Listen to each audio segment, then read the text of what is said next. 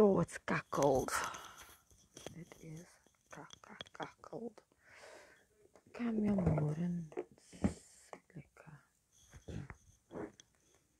So, I know there's nobody on air, but it doesn't matter because it's going onto my YouTube channel. Don't mind, I look like, yeah, I look like shit.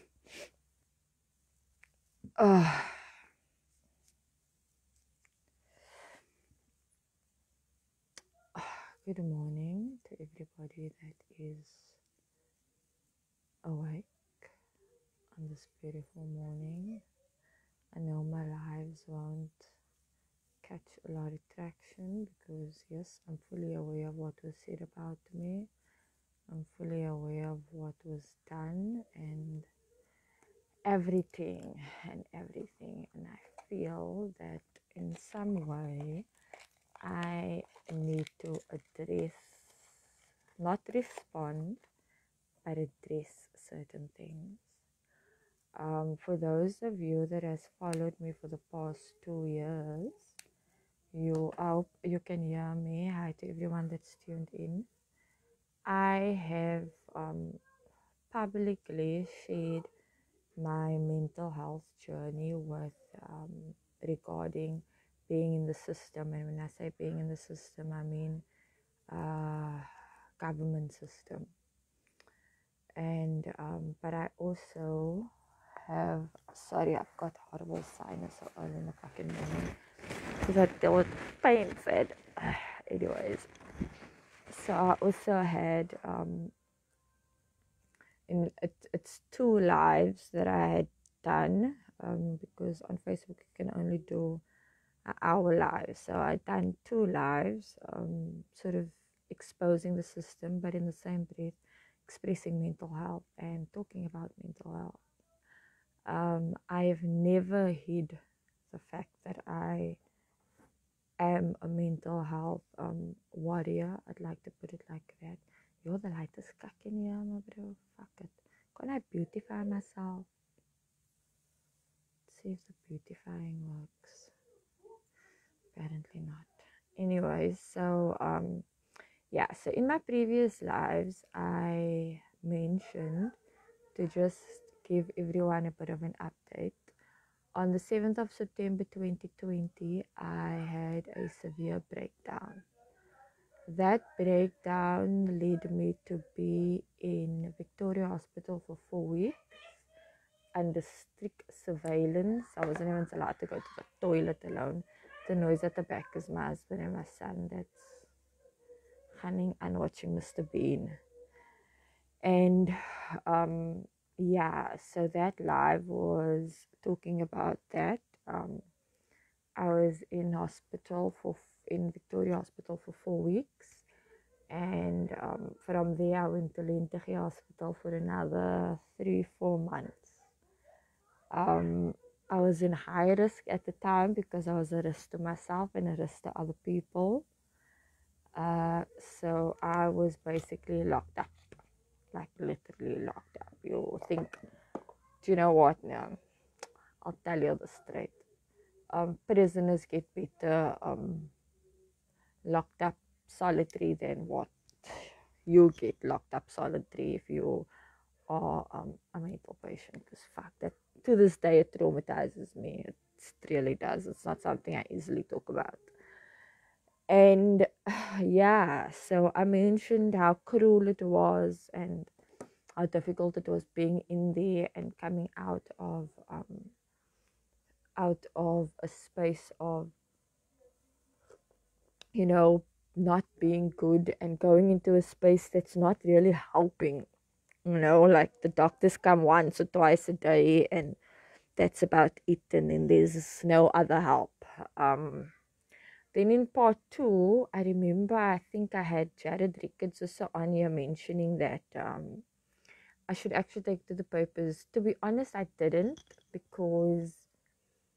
not because I was afraid or anything like that. I mean, I do have quite a few people that I know on my Facebook that are reporters and that, but it was more, it's cold now, people. I know it's going to get hot, but don't judge me. This is my comfort blanket.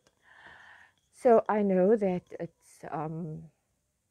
it wasn't a story. I know that I shared it publicly, but I mean, if it goes into the papers, it's something different.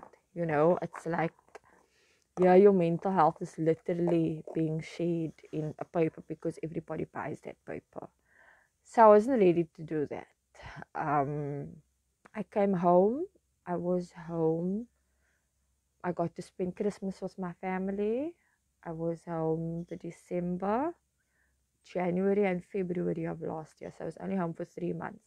So I must know I was like literally locked up for 5 months, right? So the adjustment to the new world was like super cack, like totally, totally cack. I couldn't do it. And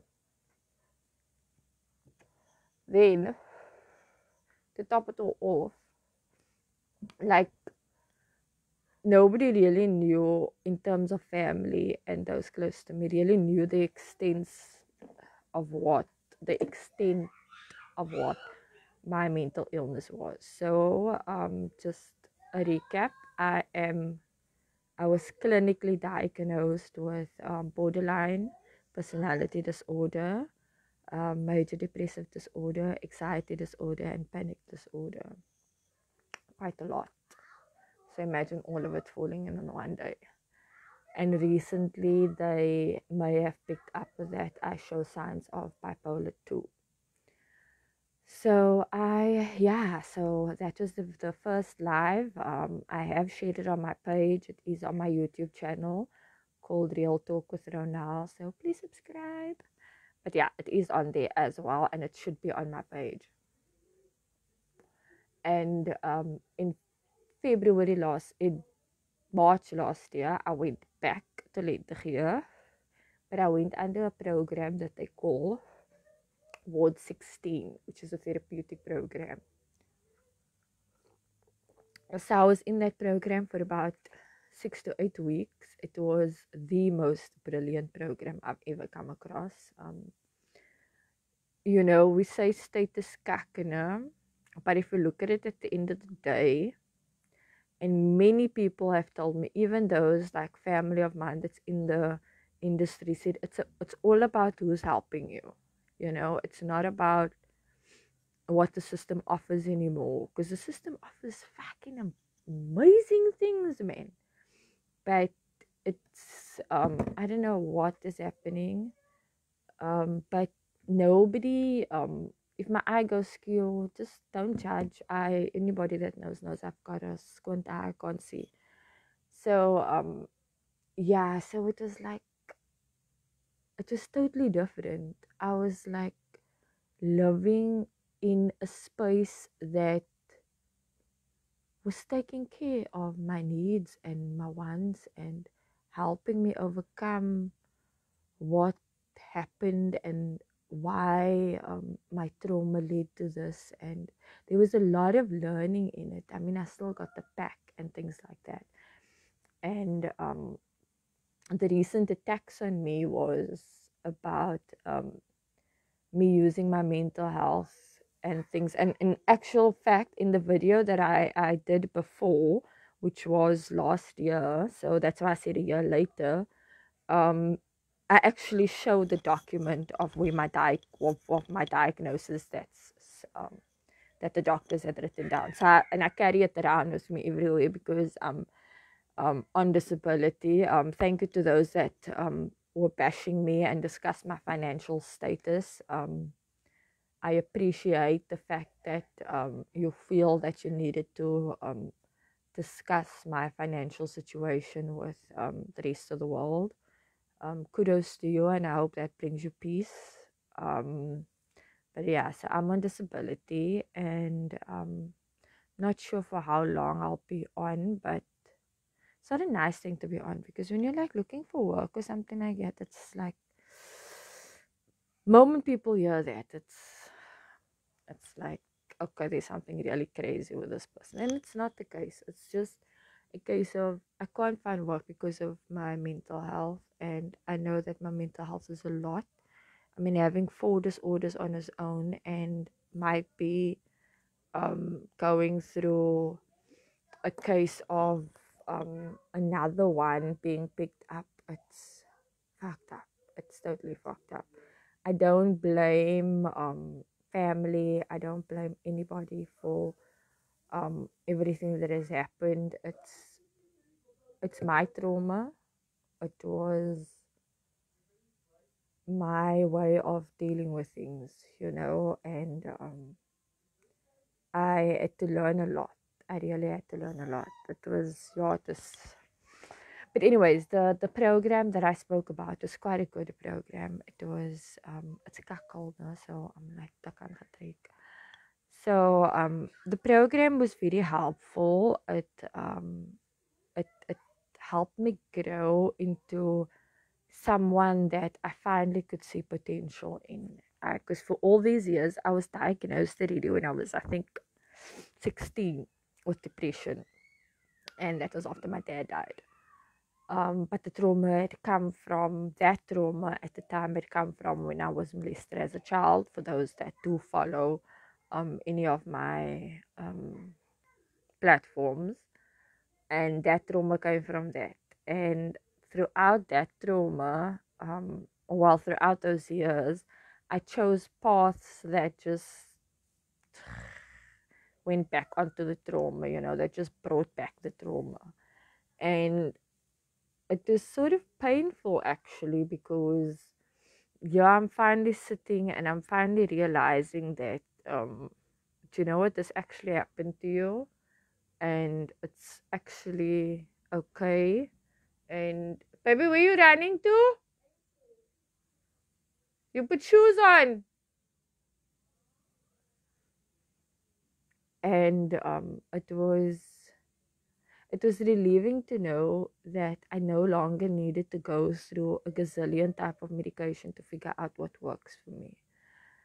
We do know, however, that the medication I was on prior to the breakdown was what caused the breakdown, plus isolation of COVID. Um, and yeah, so that was that, and it was like, yeah, it was heavy, it was intense, it was bringing out emotions that we didn't really know we had. I've shared, I think I recently shared a painting that I did in the program, and I myself was like totes impressed with it, because I could express my feelings in a way I never knew I could express. And that is, I do journal, but because of my manic states and my mood swings, it tends to be very, very difficult to keep track of my moods and my emotions and that. Um, and the thing is about this, and I didn't really want to talk about this, but let me just bring it in. So the bashing that happened was so intense that I had to deactivate my account. So for your information, I did not block anybody. I am not petty. I do not see the reason to block people.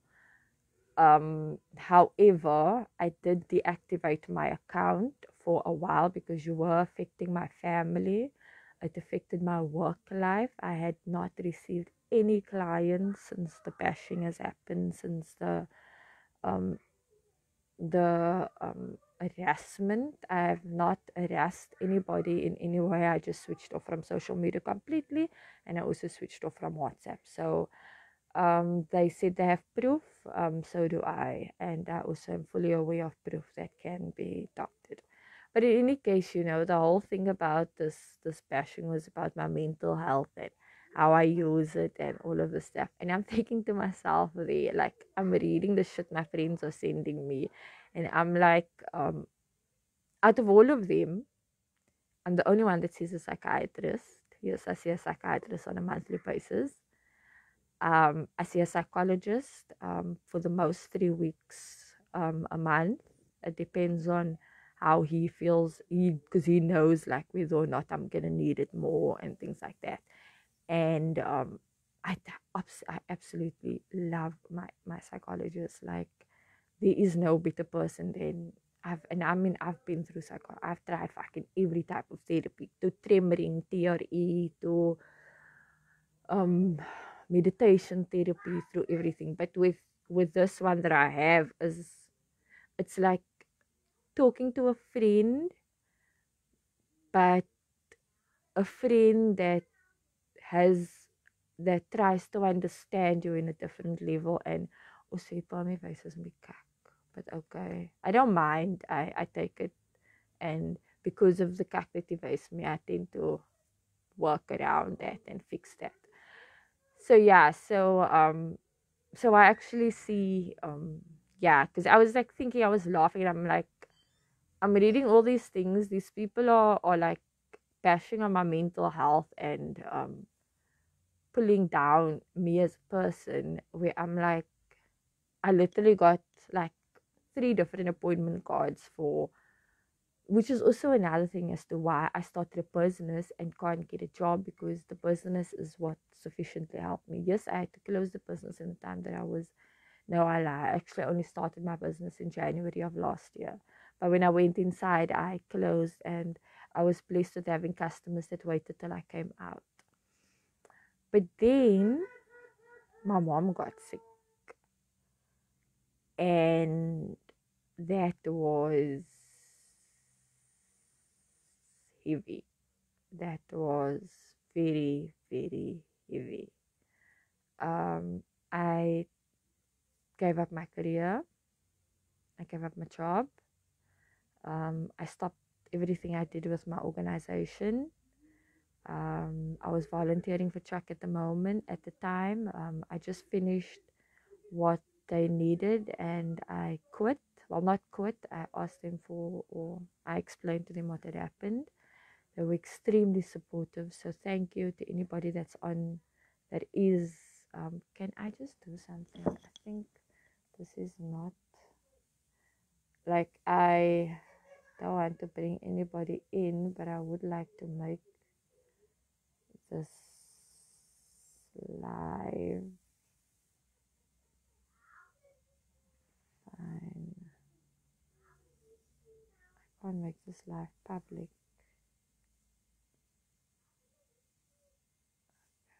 Let's see what that does.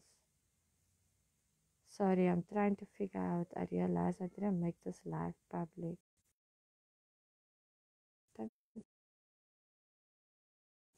When you use your husband's phone and you think you know Alice.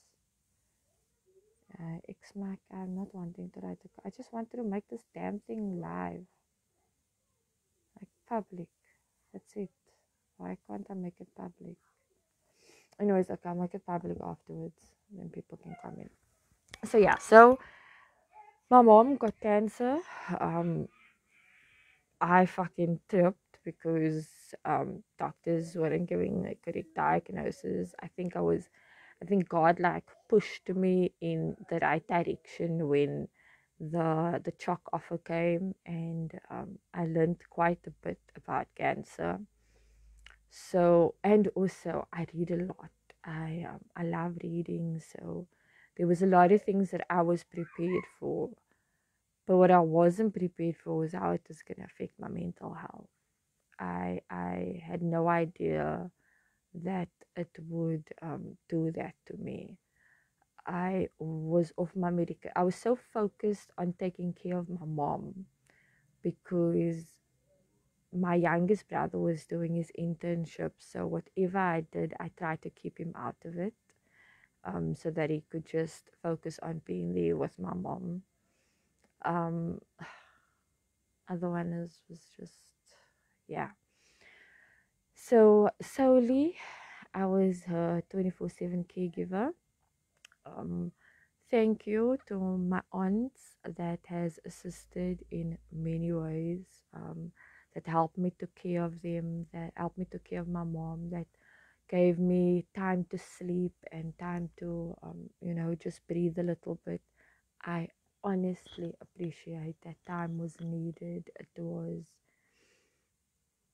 looking after a parent 24/7 is not easy, and it's your only living parent to top it off, and it was never a perfect relationship, and it was difficult seeing the decline so quickly. So I'm actually writing about that, and yeah, it might not come across as a nice book, but if you read it till the end, then it will. So yeah, so that happened, and that took a lot of toll on my mental health as well. And I I couldn't even get to speak to my therapist quite a bit because there was never time. There was never time for me. I was off my medication for 1 month, and my best friend, who's now my husband, like he picked it up, and he would just come and sort out everything that my mom needed, and then he'd take me outside and just chill and just, here's a drink, and used to surprise me with this like Coke bottles. So he threw wine in and off Coke, you all know the temper. Yeah, so he did a lot, he did the most.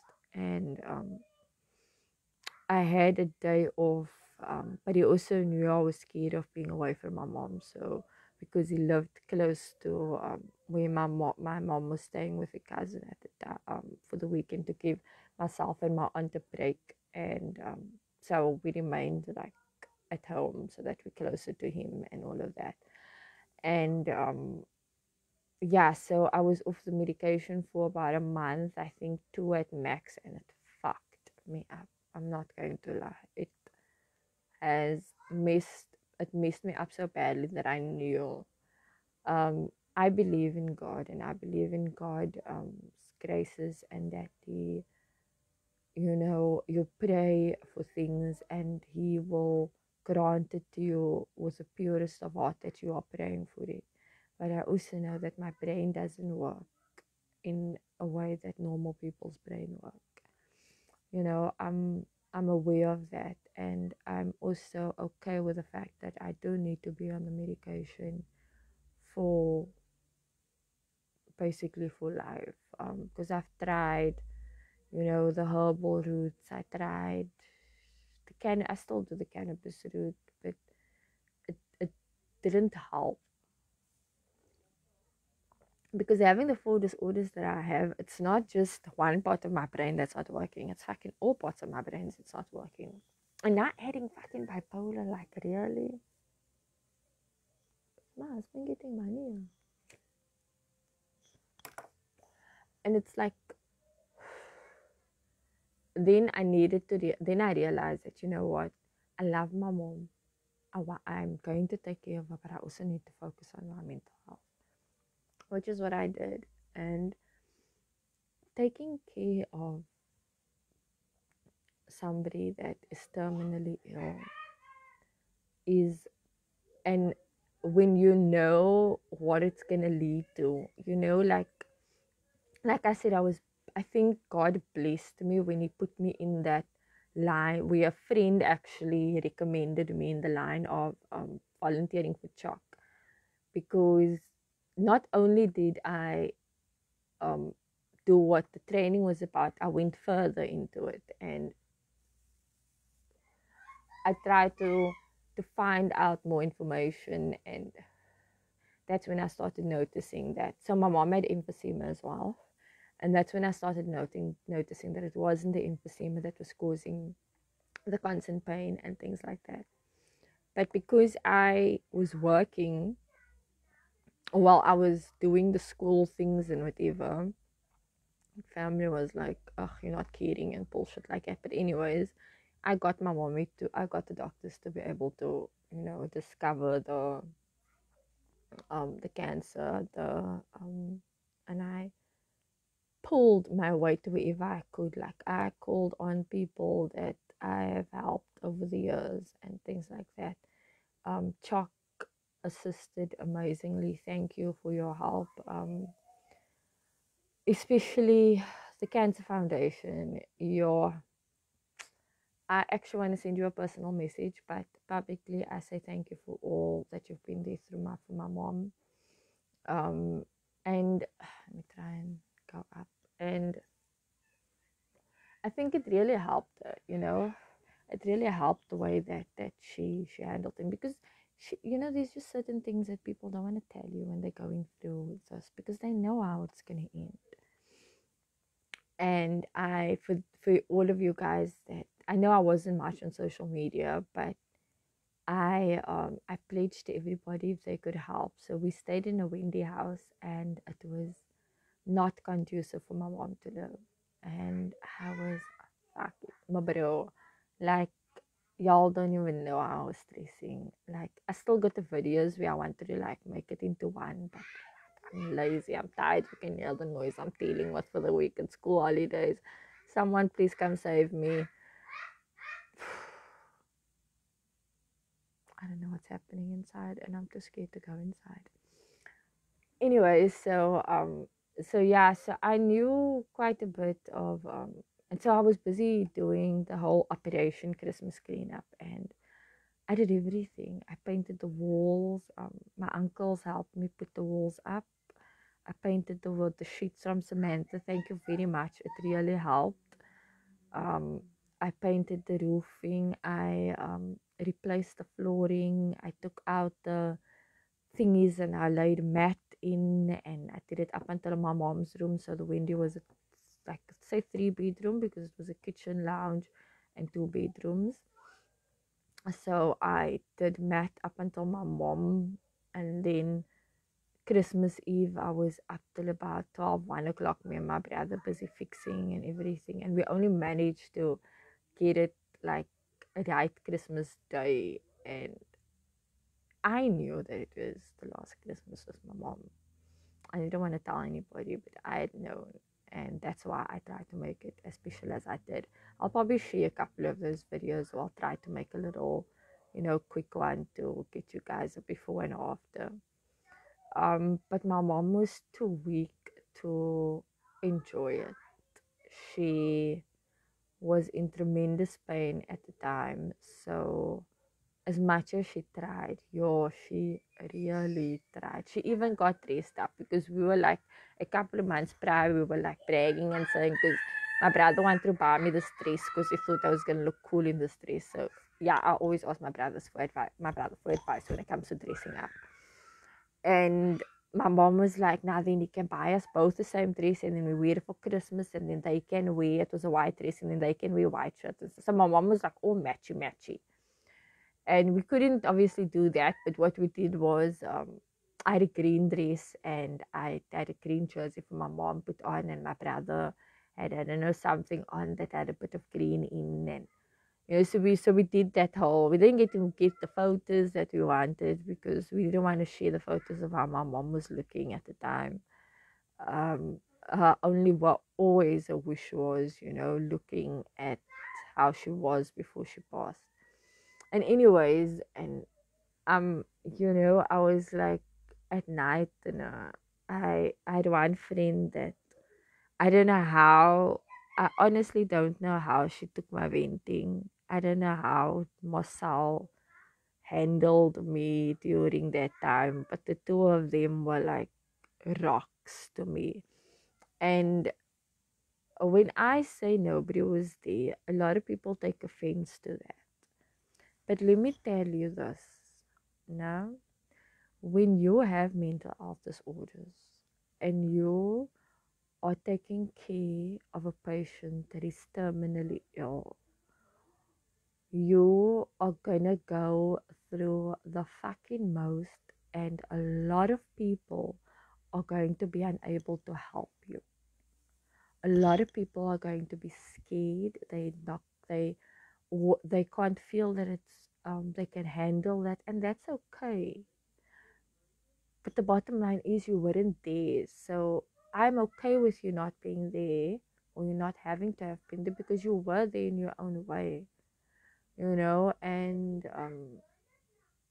but in essence, when I say that, who was there for me, I Marcel and Nins, straight up.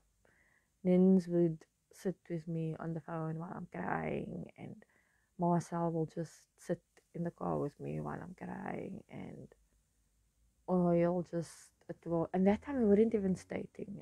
No lies, we legit were not dating. He still is my best friend, but we weren't dating. We weren't even fucking thinking of marriage. And he would, like, on his off days, he would like just drive around the area for a bit, for a day to still get out of the house and whatever, because it's fucking physically draining, especially on your mental health. And I think in some way I didn't forget about my mental health, but I tried to pretend that it didn't exist. And that put me in a hypomanic state. So when I knew that my mom was no longer, what's the word? When I knew she was, when you get to when you get an Alzheimer's patient, right? They don't remember. They have lucid moments. But towards the end, then they no longer have that lucid moments. So that was my mom. From end of December, January, I noticed my mom was having many lucid moments, and I never told anybody about it, but I told her. So name is now okay. Besides nuns, I was telling nuns, but like now I'm just holding this in, and I'm like, fucking hell. Blessed, I read a Christian book where this girl was taking care of an Alzheimer's patient, and she always responded in saying that when the patient goes to a certain era, like whatever time they are in, then you continue the conversation with them, even if you don't know what it was. Like you probe and you ask them like how the conversation was and whatever, what happened and stuff like that. So I had a lot of that with my mom. It was fun because I was learning a lot about her, but it is also painful knowing that she didn't remember who I was. And there was a lot of those moments. Now, the reason why I made this mental health and I'm talking about this is because it had such a huge strain that I know it was too heavy for other people to bear. Right? And I understood that it wasn't, not everybody can bear such type of emotions or such type of like stuff like that. So, anyways, so I give quite a lot about the non-lucid moments. Um, but what I did was I kept a book. Yeah, May. Yeah, you can land the blankets here by me, but you're not gonna be loud. What do you saw now? Are you fighting now? So yeah, so like she I told my aunt, um and they didn't take it well. They obviously didn't take it well. I never told anybody else other than my friends. So what I did was, um, when she was lucid and we'd have serious conversations, I always wrote it down. And when she wasn't lucid and she came out of a lucid moment and a non-lucid moment, and she'd ask me what just happened, then I will present her with a book, and I said, the cancer's in your brain now, and you're gonna have these moments. So here's the book, and I'm gonna write down everything you say when I know that you are here with us. And when you're not and you come back, then I'm gonna let you read the book. So that's what I did with my mom. And yo, I don't know how my mental health took that. I have no idea how I managed to make that a to actually handle that. And then so January was a whole commotion. So mom had emphysema and cancer at the same time. So automatically, if you go to if you go if you do a COVID test, then the COVID test is gonna show positive. And because I was around my mom all the time, I would also be showing positive. I would also then be positive because I was a maid caregiver, so I was literally with her every second of the day. And if I wasn't this, but because I'm taking a piss and she's sleeping, or my aunt, we by my aunt, and they busy laying by her and taking care of her and giving me a little sleep time, things like that. I mean, we set up What now? What are you doing? Come say hello to the people. Come say hello to the people. They want to see how you look. They want to see how evil you are. Come, come, come, come, come, come, come, come. Oh, I don't tickle you. Say hello there. Say hello. Say hello. This is little Ray, the little monster. Are you not gonna lie by me? You're gonna. But you mustn't come lay here. Okay, baby. Uh, sorry, that's my minion. I must still make the feed up for him now. So, um, yeah, so like when you get to that point as a child, you know, I'm the eldest, um, 35, and I knew my mom wouldn't have made it till my birthday. I knew that straight out. Like I saw the X-rays, I saw the scans, I watched enough Grey's Anatomy to know what was um, doable and what wasn't doable. Plus, Victoria Hospital doesn't have a core oncology unit, so sorry to say that, and I don't care if I'm gonna get bashed, but I'm just being honest. Um, but I did see the scans and stuff, so I knew it was like I fucked up a heart, my video. It was like literally the entire mass was in the arteries. Baby, we're on stage 6. Since when are we on stage 6?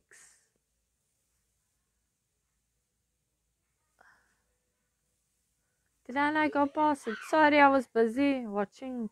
Fuck, when are we on stage 6? So yeah, so I'd known how far she was already, and I mean, like, so a mass was like, I think I may have taken a picture of it, I can't remember, but the mass was so huge that the only way that they could have gotten it was to biopsy her, but in order to biopsy her, she needed to figure out what stage it was at. She needed to be able to take anesthetic, but because she was already weak and her body was frail, she was unable to go through anesthetic because that would have killed her. So that's how big the mass was, and that was the type of arteries that the mass was covering and things like that. So there was no way of shrinking it either, because the chemotherapy is just going to make her more sick, and we can see that she's at the end of the road now. So yeah, sucks. I can't imagine how it must suck being a doctor, like, that must make decisions like that. So there was a lot of fights and shit that I had to go through, or fighting with the palliative care people and all of that cack. And I remember in January, shit, no offense, I love St. Luke's, they're amazing service, but in the beginning it was, I was so upset. I mean, they literally left my mommy at yeah, but anyways, we got well sorted. So by the 6th month, which I think was February, St. Luke's has picked up that I had needed, so what they call it is a respite stay, for the caregiver to have rest and for us to rest and recuperate for when the family member that's ill comes back. Unfortunately for me, my mommy was unable to speak, and I was the only one that was able to explain to people what she was saying. So I was the only one that, if our visitors were there, could make out what she was saying and explain to them. So I didn't get a break. I was at the hospice every day, almost all day, until visiting hours was over, and then I'd go home. And it was draining, my bro. I'm gonna say it is puss draining to look after somebody. I'm not even gonna lie.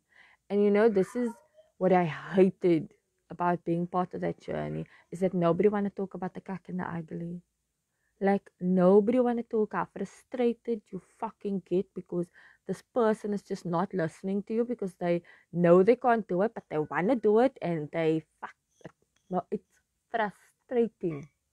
And I will be your voice in saying that it is cuck frustrating looking after mentally of the a terminally ill person. Like my accepting government, but I take my hat off um to those that are in that those nurses and those doctors that are in that, like, hat off to you.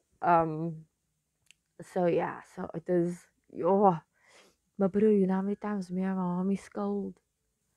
Like I was like, fuck this man, and I'll be like, stop being so, and like, yo, we were fighting, bro. We would fight, and eventually when we were with my aunt, we're like, my aunt just looked at us. My aunt is just like, just keep quiet and just see what is not relevant and stuff like that. So it's very difficult looking after somebody. You must be mentally, and I'm saying this, you must be mentally strong. If you were someone like me that has 4 mental disorders, don't even think about it. Don't, and I'm not saying it with malice. I'm not saying it because I think that that you're not caring about your parent, but it's not that. You're gonna lose yourself. You're gonna lose yourself so badly that you're going to compensate by taking your emotions and throwing it into everything else around you, whatever comes forward. Because you must remember, as coloureds, and don't even stray coloureds, after a funeral, beklei hulle oor kak, oor alles. You's fucking beklei over every fucking thing. Who's getting this jacket? Who's getting that massive button? And for why, my bro? For why? Why can't you just, this was written in the will, and just follow that? Nou wil jy nog beklei en jy wil lawyers and police. Maar bro, ja. Y'all coloureds are fucking onnodig. And yous are petty for doing cat like that. Because you know what? You're dishonoring the person that you just buried. And it happened on my mommy's funeral. So everybody saw this funeral clip, what I did for my mom's funeral. She said she didn't want a funeral, she wanted cremation, but unfortunately the cremation was too expensive for us, so she was okay with the funeral. She told me what she wanted. She wants no tea and cake afterwards. She wants nothing before. Or it must just be in church, and it must just be at the dangasa. So and we must wear black. So I was like looking around, and I was like, we're white. So the color of lung cancer is like a white pearlish, and I didn't not say pearl because that's not just being like extra and bougie and like, nah, we white. So everybody wore white. It looked so beautiful, like legit beautiful. Everyone wearing white and looking for discount. Looking, and everybody was like, yo, it was mooi, maar seeing the people in white. Like, I was like, then somebody decides, nah, they're gonna wear black. I was like, an ikke. I'm a fucking hicks, I'm not petty. I will kill you with my words. So I said that wearing white is actually honoring my mommy and the journey that brought it to this day.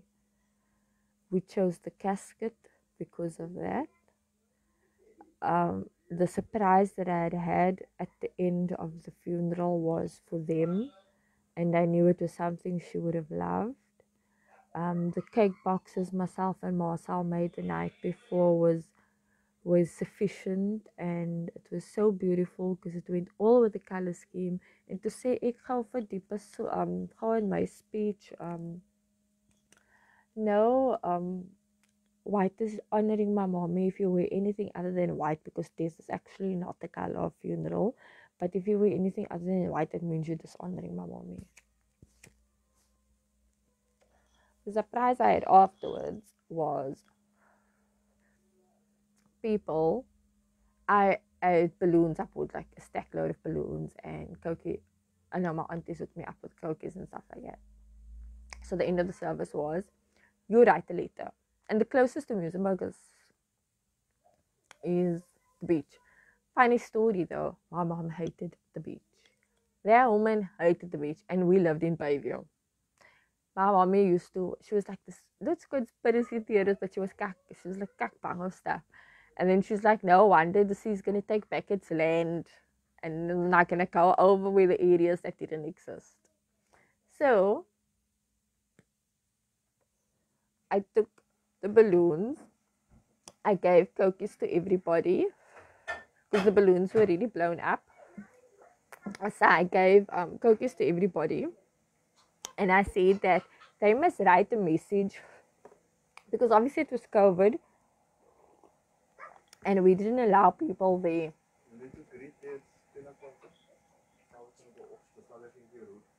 Oh, so we're getting Eskom at 10, and yeah, so it's gonna go off. But where was I ending off? What did I say? The balloons. I'm gonna continue this because I need to go to my appointment as well, so I'll probably continue this afternoon. If anybody was watching, I hope you enjoyed it. Drop your comments, and it's also going on my YouTube page.